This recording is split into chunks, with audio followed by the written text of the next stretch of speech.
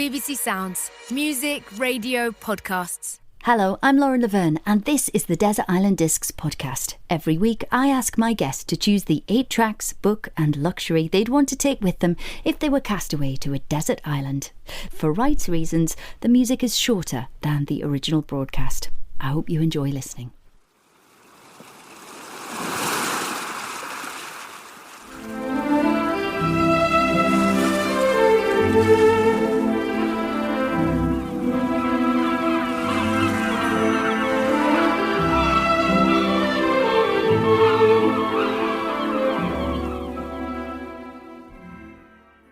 My castaway this week is the singer and songwriter Melanie Chisholm, better known as Melanie C. She's 1/5 of the 100 million selling pop phenomenon that is the Spice Girls. In the 90s, they struck gold with girl power, scoring 9 number 1 singles and becoming the most commercially successful female group of all time.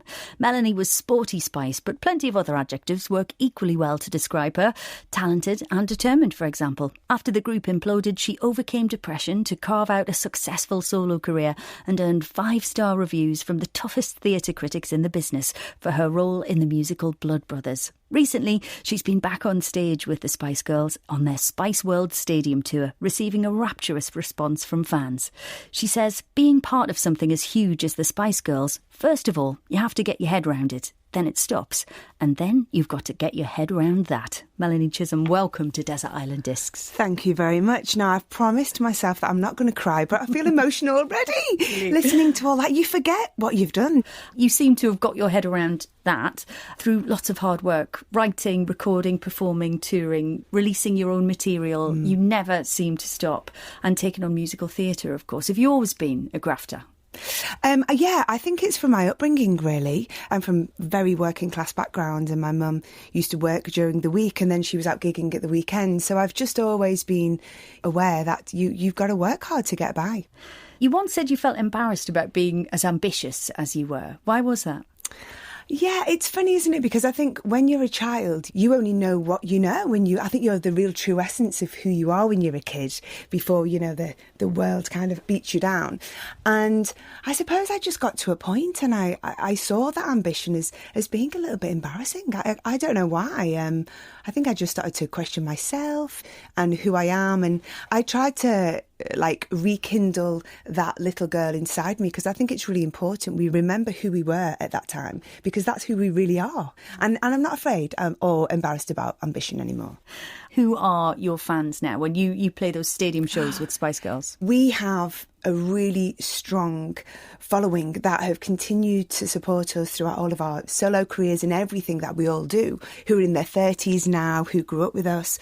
But what surprised us at the stadium shows was there was mums, there was grandmothers, there was children, there was a new generation, and it was predominantly women. And I think obviously we have an incredible support from the LGBTQ plus community. So, we know we have a lot of fans there, but I think there was a real surge of girl power in June of 2019 when the Spice Girls got back on the road. Last year, as well as Spice World, you had a joyous collaboration with the LGBTQ collective Sink the Pink for a worldwide Pride tour. What did you get out of being on the road with them? Such an exuberant and stylish cast. Do you know what? That was amazing. It kind of gave me an opportunity to find more self-acceptance, because I think we all have parts of ourselves that we would like to change or we're not that happy or comfortable with. And, being around drag queens and non-binary people, and it was such an education to me. And I just thought, you know what? Every little bit of me is just fine. And it was really liberating spending time with them. And I didn't expect to get that from it. I knew it was going to be fun and crazy and all of those things, but it was really quite profound. You DJ as well as performing these days. The next 8 tracks, though, you don't have to please anyone but yourself. You're on your desert island. How did you make your selection? Oh my gosh, it was so hard narrowing it down, and I thought, I don't want to spend too much time in it because there are so many songs. You keep thinking of other ones. So it's like trying to stick with the first ones you think of. Well, let's hear your first then. What's it going to be? My first musical memories are rifling through my mum's albums, which I was really young at the time. I must have only been about 8 or 9. I really don't feel like anything can top this for me. Stevie Wonder, Songs in the Key of Life. And, it's hard actually to pick a song on that. But I was lucky enough to tour with Jules Holland in 2013. And one of the songs we did on the show, because of course it's with the Rhythm and Blues Orchestra and he has got a great brass section and just a wonderful, wonderful band. And we performed I Wish.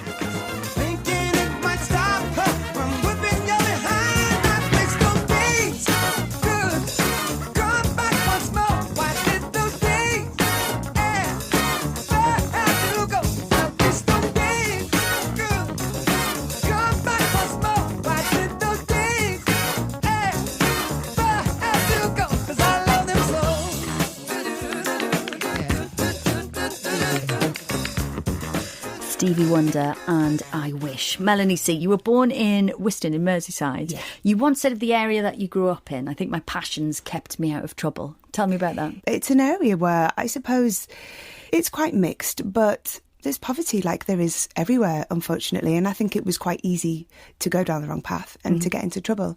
And I feel really fortunate that I did have my passion of performing from a really early age.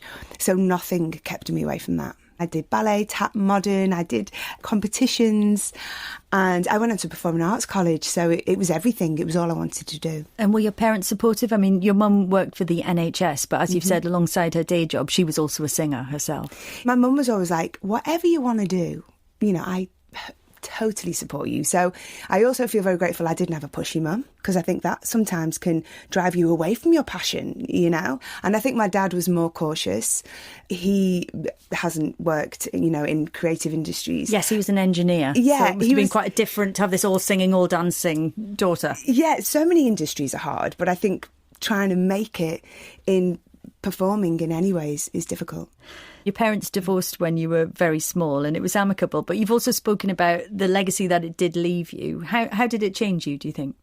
Thinking about my drive and determination, I do believe that comes from having my parents divorced. There was a sadness there, but I think it made me determined to succeed and make something of myself. And your parents both remarried happily. Yeah. How was it finding your place in those two kind of new family setups? I have 3 half-brothers, one on my mum's side, 2 on my dad's side, half-sister, and then I had 2 stepbrothers as well. So I kind of felt like a spare part sometimes, very much, a childish way to think. But I thought maybe it'd be easy for everyone if I just wasn't here. You mentioned your half-sister. She unexpectedly came into your life a little bit later. How did that happen? My dad had fathered a girl years before, but the relationship hadn't worked out and he hadn't kept in touch. And it's a crazy story, but a tabloid newspaper got hold of the story and basically said to my dad, well, either you tell her or we will. Yeah, so he told me. And then, I went to meet her. She was 15 at the time. I was in my early 20s.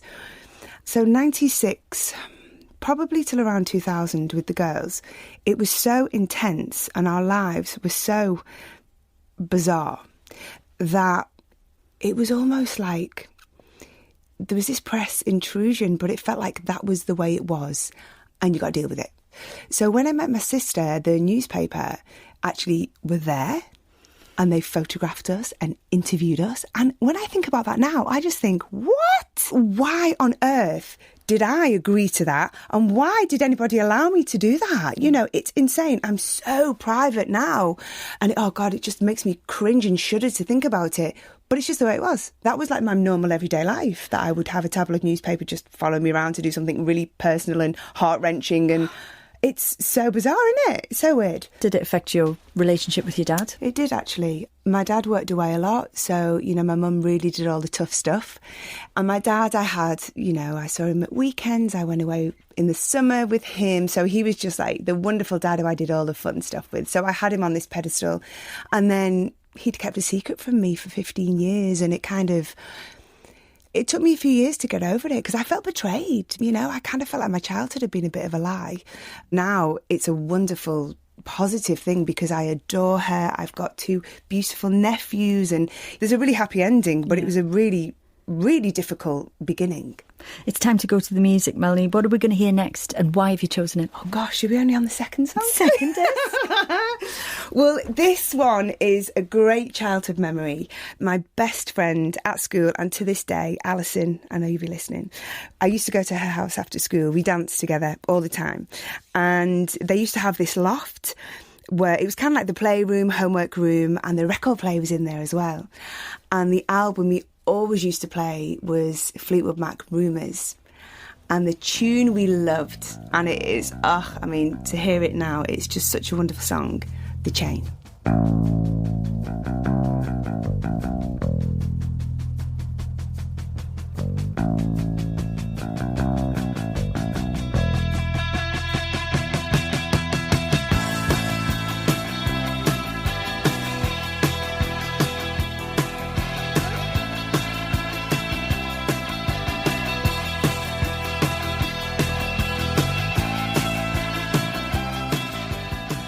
Fleetwood Mac and The Chain. So, Melanie C, you started going to dance classes while listening to Fleetwood Mac when you were 8. You were also a gymnast, and let's not forget, of course, the school plays. Where did all that energy come from, do you think? I don't know. I literally never sat still.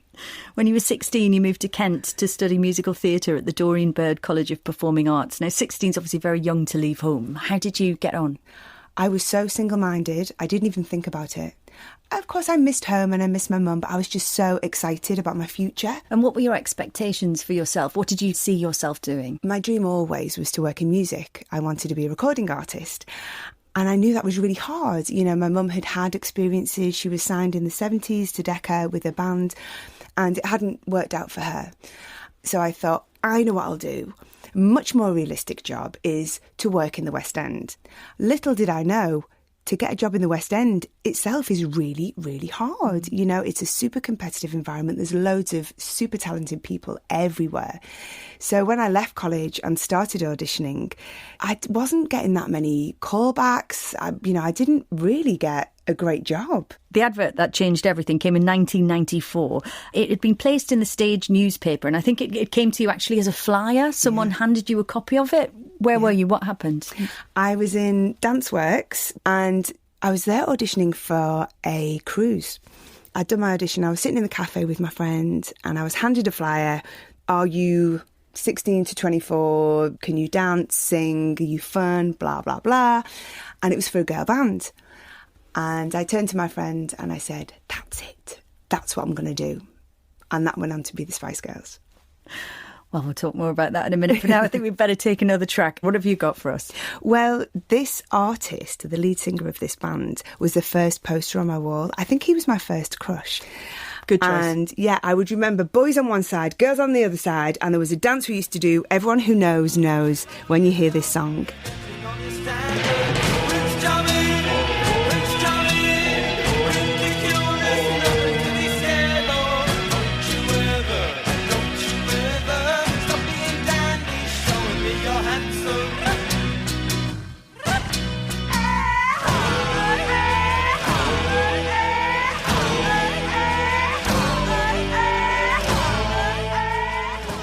Adam and the Ants and Prince Charming. So, Melanie C, you were chosen after the audition from 400 other hopefuls to join Touch, as the group was then called. And you were living together. I mean, initially, your management put you all in this house to form this friendship. How did that work? How did you get on? Well, the beginning was actually probably the most fun part, you know. So we all went into it quite naively, I suppose. We were all very ambitious and we were very much a team. Whenever we're asked, like, you know, when were the best times? They're like, oh, in the beginning, in the back of some, you know, people carrier stopping at the services on the way to a regional radio tour, you know, when no one knew or cared who we were. I understand, though, that you were nearly booted out of the group before it even got going.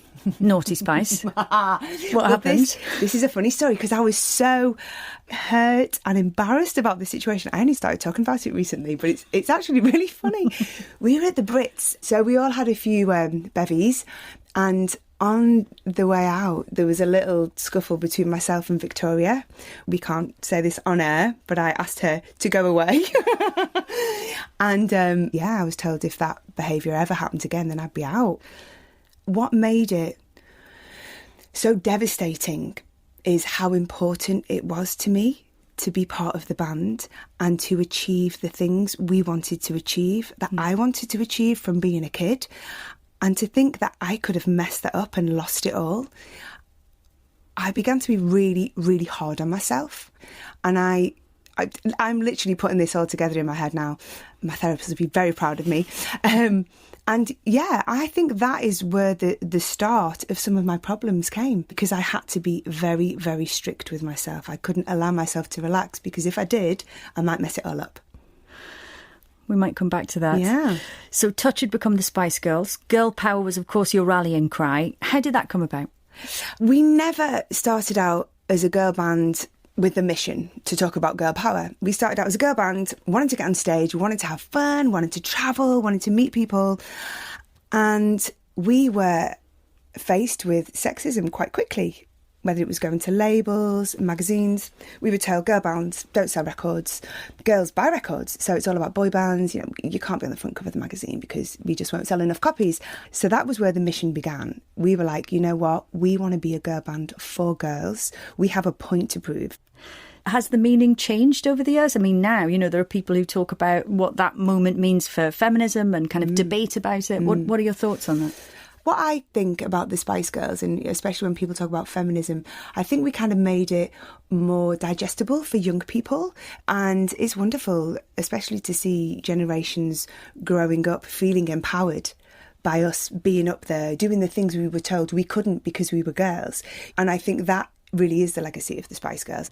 By the time Wannabe become a success, you'd walked away from your management team. Now, how you left and how you got your demo tapes back sounds like quite a caper. So it's Carry On Spice Girls, isn't it? I was just wondering if you'd talk me through that. We decided to leave our very first management, but we did have some demo tapes. And I think we had all this plan worked out. We packed up everything from the house. Was Victoria going to be the decoy? Jerry was going to take the tape. She either shoved it in her bra or her knickers. It was some kind of underwear. I don't know why a pocket wouldn't do. And then we were to meet her on a roundabout. So I was in Victoria's car, so we went to meet Jerry, where Jerry was literally on the roundabout. I mean, you know, that was the caper of escaping our management. Let's take a break for some music. What have you got for us next? This was a big moment for me. Discovering this artist really made me realise what I wanted to do. Of course, Madonna. And the song I've chosen from Madonna is one for me. It's vintage, it's the authentic, it's the one I discovered. It's Into the Groove.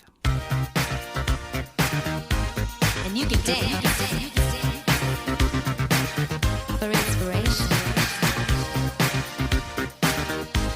Come on, come on, come on. I'm waiting. Get into the groove, boy. You got to prove your love to me. Yeah. Get up on your feet, yeah. Step to the beat.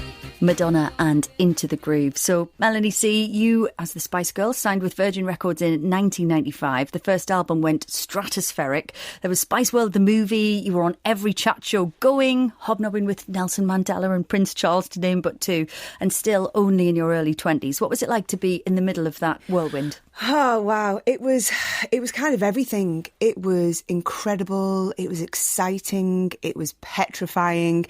Your feet just don't touch the ground.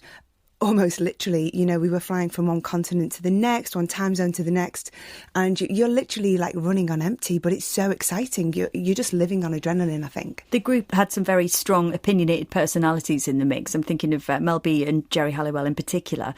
Where did you fit into that, and how were you managing the relationships day to day?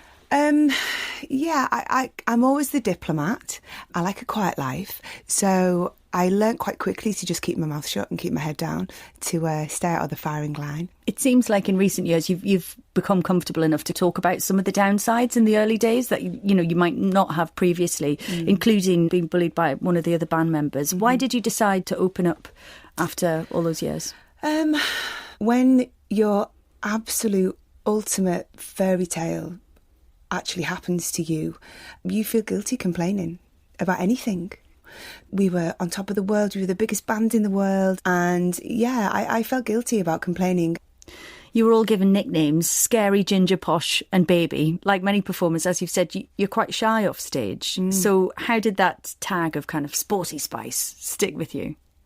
In the beginning, not so much the tag, but more reading about yourself and wondering who that person is. And I think especially because, we were in our early 20s, so I was kind of wondering, who am I? Portrayed as what sort of? I think I was portrayed feisty? as quite gobby, yeah. Quite boyish, a bit of a tomboy. Well, I'm sporty and I'm athletic, but I'm quite soft and gentle, really. It was confusing. Jerry Halliwell left the group in 1998. Was that a crisis point for the rest of you? It really was. It was a shock. And we were devastated, absolutely devastated. And we really thought she'd come back. But, for reasons, her own reasons, she had to go. That was the time she had to go. And I completely respect that now. But at the time, it was really difficult. And in all honesty, the beginning of the end for the Spice Girls, I think. It's easy to forget, I think, that initial quintet was together for just 22 months. I know, it's That's insane, quite a thing isn't to it? think about. Yeah. Did it feel as hectic as it looked? Yeah. I feel tired thinking about it. Let's get our energy back with some more music then. I think this track should do it. Tell us about it. Absolutely. Well, of course, the 90s, it was a great time for British music. You had the Spice Girls, but also we had Britpop. And I know people have their favourites. You were either Blur or Oasis, but I find it really, really hard to choose. But today, I have to go for Blur and Girls and Boys.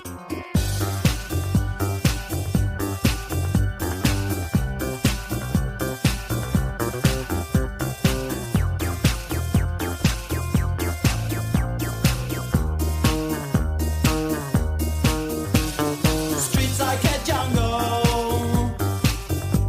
so call the police. Following the herd down to Greece. On holiday, loving the 90s. Blur and Girls and Boys. So, Melanie C, this was the height of the tabloid era that you were operating, and that was almost the lens that, the whole experience was mediated through. And they definitely weren't always kind to you. Did it get to you sometimes? Absolutely. Yeah. I think I was described as like the plain one at the back that doesn't really do much, doesn't really say much. And that's really hurtful when you're a young, aspiring pop star. That hurts. And how did you deal with it? I tried to make myself perfect, whatever I deemed perfect to be. And I ended up making myself really ill. I was anorexic for a few years. I was exercising obsessively. And I ended up being incredibly depressed. Did people around you know? Were people around you able to support you? Yeah, it's difficult because I was in denial. And I didn't want anyone to help me. I just had to hide it. I was ashamed and embarrassed. But also I had no choice. That's how it felt.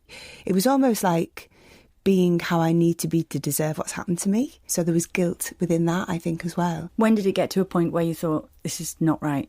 Something's not right. I've got to do something. I think my body actually took over my mind. I went from being anorexic to having binge eating disorder.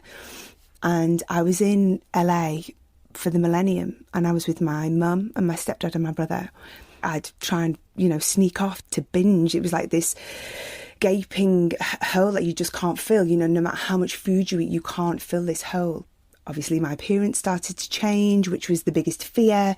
The media are going to criticise me because I've put on weight. And I came back to the UK and I just thought, I've got to deal with this now.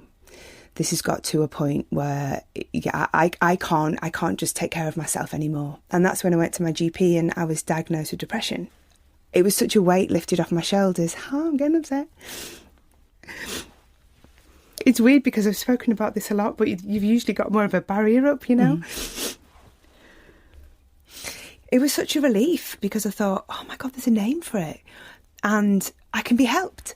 So that was kind of the beginning of my road to recovery, which took a really long time. The Spice Girls went their separate ways for a while in 2000. Do you remember that first morning after? It must have been very strange. Oh, it's all a bit cloudy because we never really officially split up. It was hiatus. Did you drift into it? Well, a decision was made, but gosh, I kind of stayed a bit longer than I wanted to. And a lot of that was because I was so unwell. I was struggling being in the company of the girls. We were doing recording sessions separately.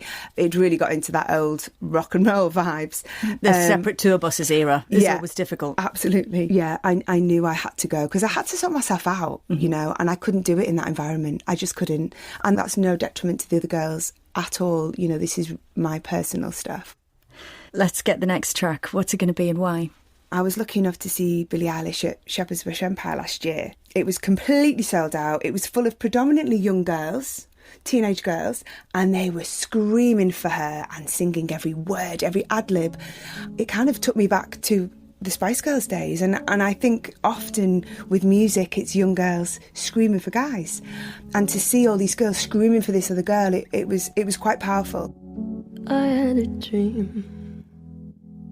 I got everything I wanted, not what you think. And if I'm being honest, it might have been a nightmare to anyone who might care. Thought I could fly, so I stepped off the golden.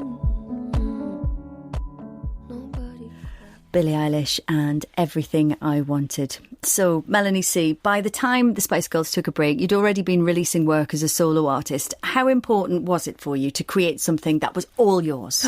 It was so important. Now, don't get me wrong, my time with the Spice Girls, it was amazing. And everything we created, I mean, there were some incredible pop songs. But we were a collective. As an individual, there was other things I wanted to talk about. So it was really nice and really cathartic to be able to do that. And you threw yourself into some new experiences. Tell me about performing at your first music festival. Baptism and Fire are two words that spring to mind. Oh, yeah. So, V99, that's how long ago it was. Yeah, my first festival. I went into it completely naively. I thought, I've got a great record, I'm really good live, I've got an amazing band, we're going to rock it. And I had that thing of everything on earth being chucked at me. Oh, no. Yeah. What kind of thing? Bottles of things. Oh, no. One funny moment that had a lyric which was take another bite of the apple, and an apple core hit me in the chest. So that really was a baptism of fire. And another challenge you took on. In 2009, you made your West End debut, starring as Mrs. Johnston in Blood Brothers. Audiences and critics gave you standing ovations, and you were nominated for an Olivier Award. How important was that recognition? Do you know what? It was so unexpected.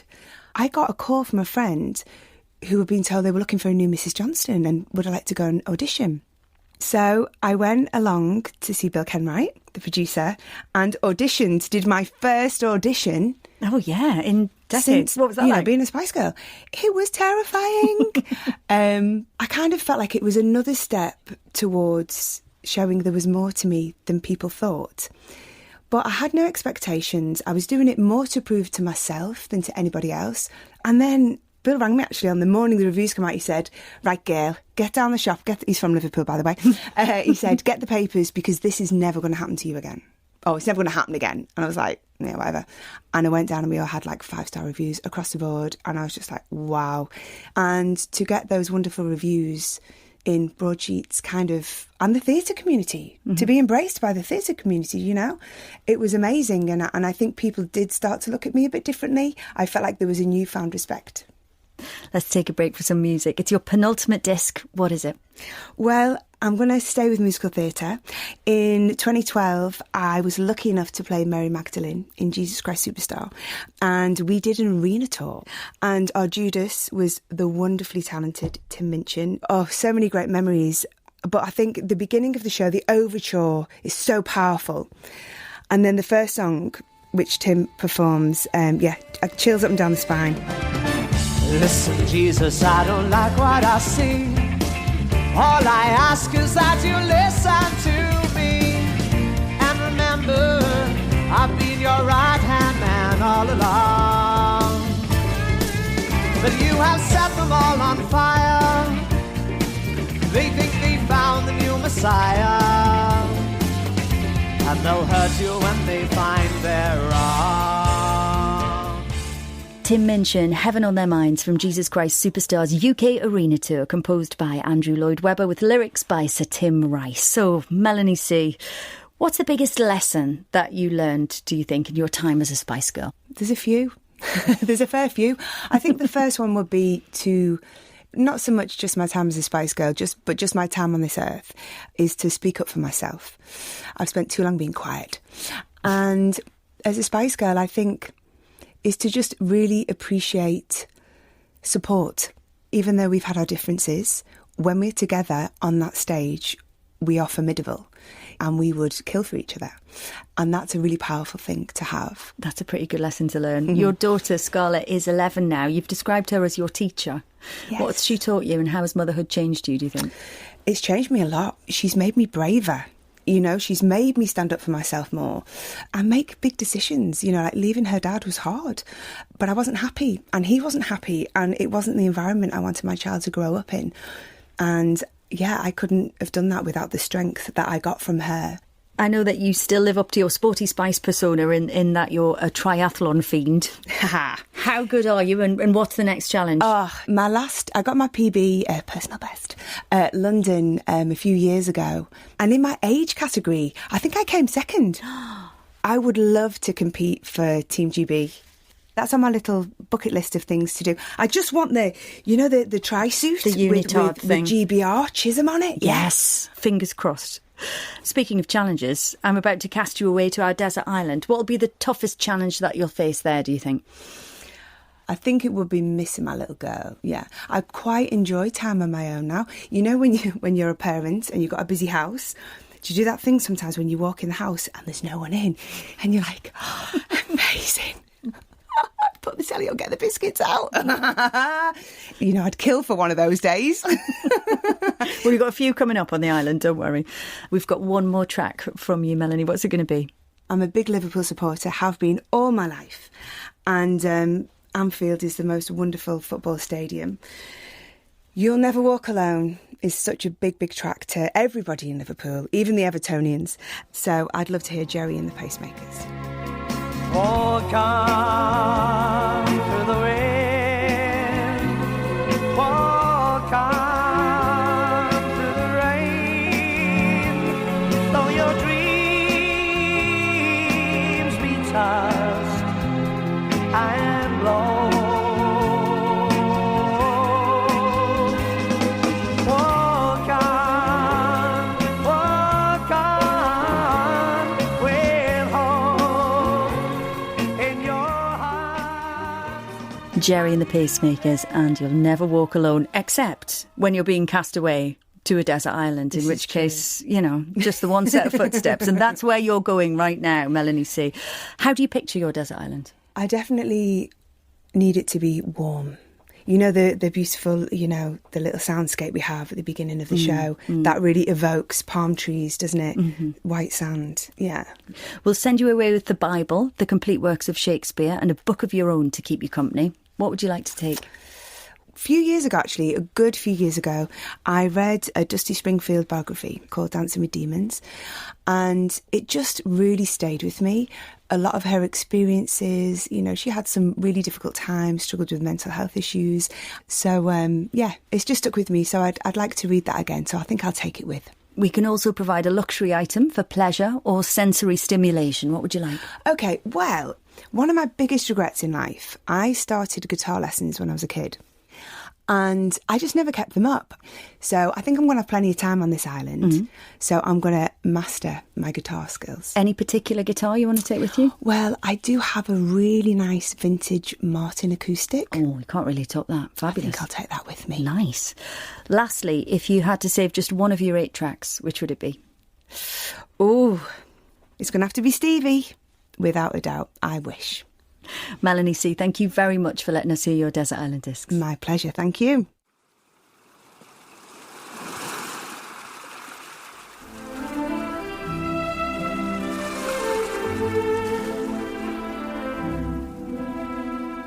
I hope you enjoyed that interview with Melanie C. Over the years, we've cast away many singer-songwriters, including Christine McVie, Randy Newman, Noel Gallagher, Bruce Springsteen and Annie Lennox.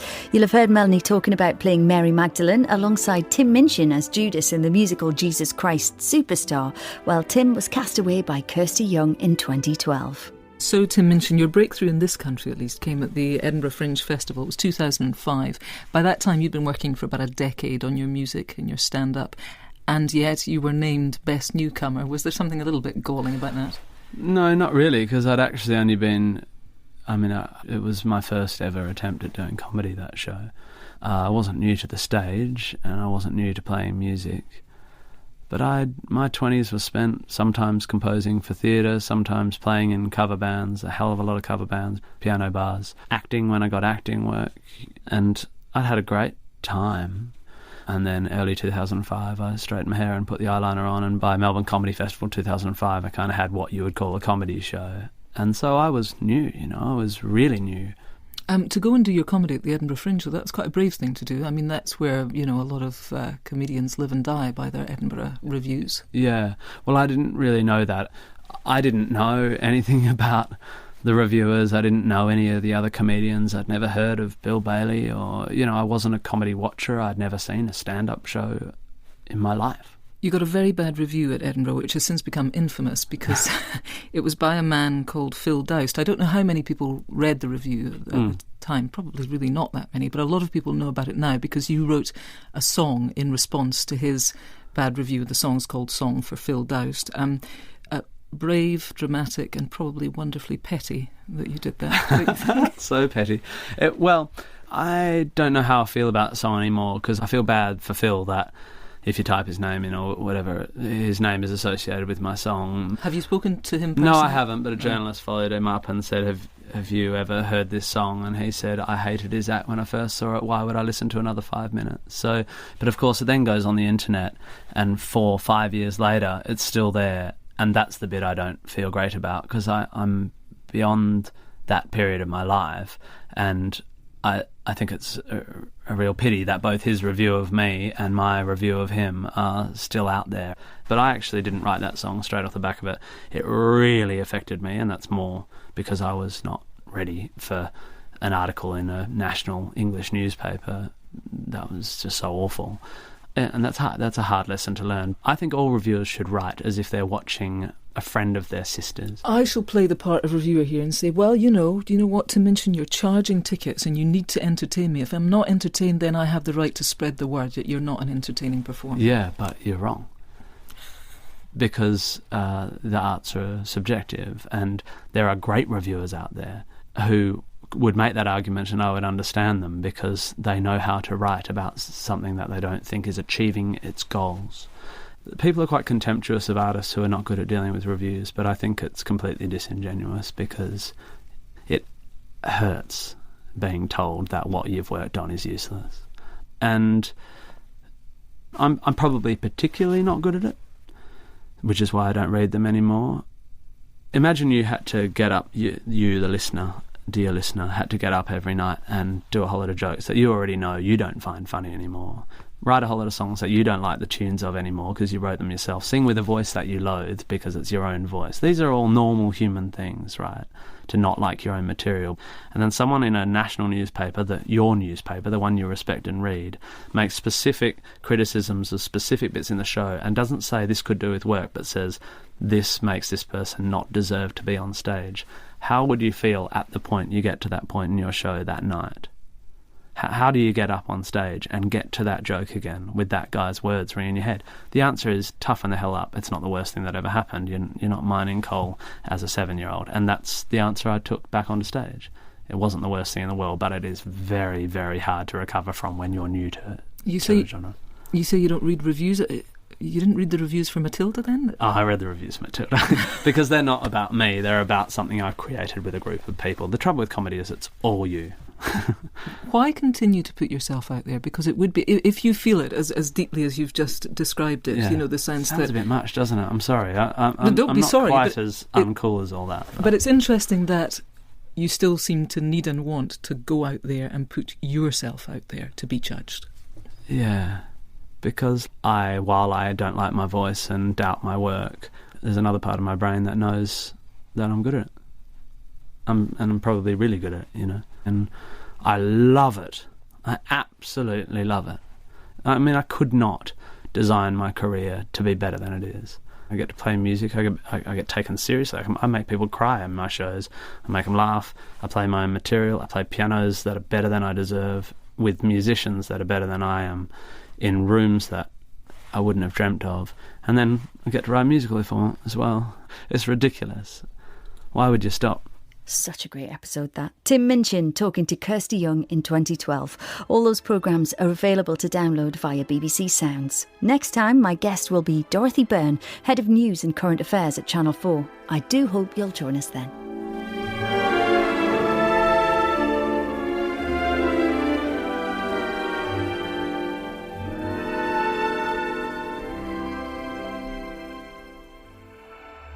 What are you interested in? And I mean really interested in. Really into box certificates. Pencils. Crinoline mania. So much so that if you see it, or hold it, or just think about it, then everything stops. And then, one day, it just vanished. Each week in the Boring Talks podcast, join me, James Ward, as I introduce a guest speaker to share their own fascination for a very niche subject. But what could it possibly be? From the personal joys of pencils and teletext to the expectant sounds of old computer games loading, every talk is a varied and surprising treat. Hear that? It's lovely. The Boring Talks. Subscribe right now on BBC Sounds.